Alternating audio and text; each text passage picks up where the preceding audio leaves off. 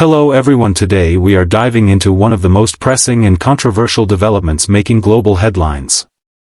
The story of Russian soldiers abandoning Putin is not only a shocking revelation for those who have closely followed the conflict but also a turning point in how the Russian system of power and military control is perceived across the world.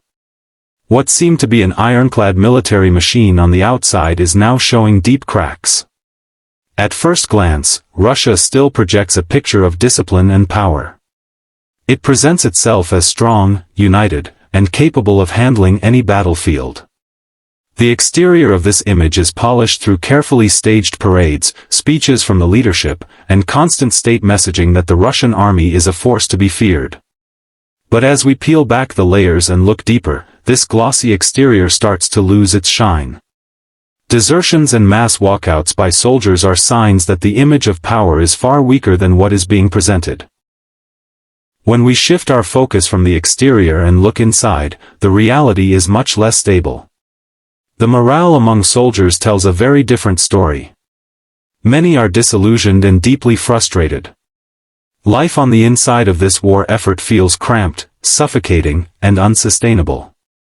Reports show that soldiers feel abandoned themselves, with poor supplies, insufficient leadership, and very little care for their welfare.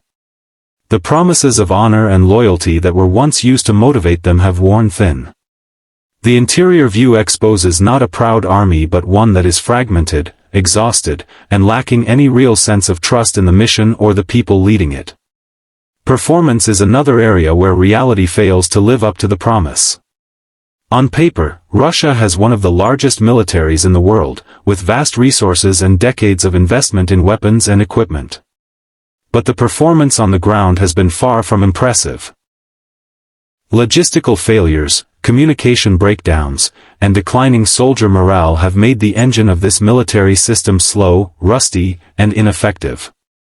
What once was advertised as a machine built for strength is now struggling to even keep itself moving. Desertions are not just individual acts of defiance, they are signs that the performance of the overall system is collapsing from within. When soldiers themselves begin to question the safety of their position, it highlights just how serious the issues have become. In terms of safety, the reality is bleak. Poor planning, outdated equipment, and inadequate protection on the battlefield leave many troops vulnerable. Instead of being shielded by a reliable system, soldiers feel exposed and at risk. This lack of safety is one of the driving forces behind the mass exodus, as many believe that staying is a direct threat to their survival. What should be a protective structure for those who serve has instead become an environment where safety cannot be guaranteed.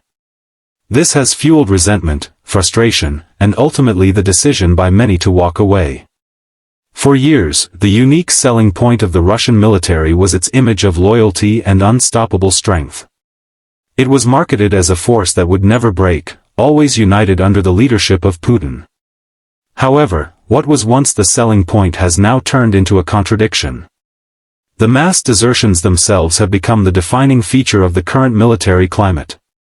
Instead of loyalty being showcased, it is the lack of it that stands out. Instead of presenting unity, the reality shows fragmentation. In a way, the very qualities that the Russian system tried to promote have now been replaced by their opposites. The unique selling point is no longer about strength and loyalty but about weakness and disobedience, making it impossible to maintain the old narrative. The price of this situation is staggering, and it extends far beyond financial costs. Yes, there are massive economic burdens of funding a prolonged conflict, but the heavier price is in human lives, in morale, and in credibility on the global stage.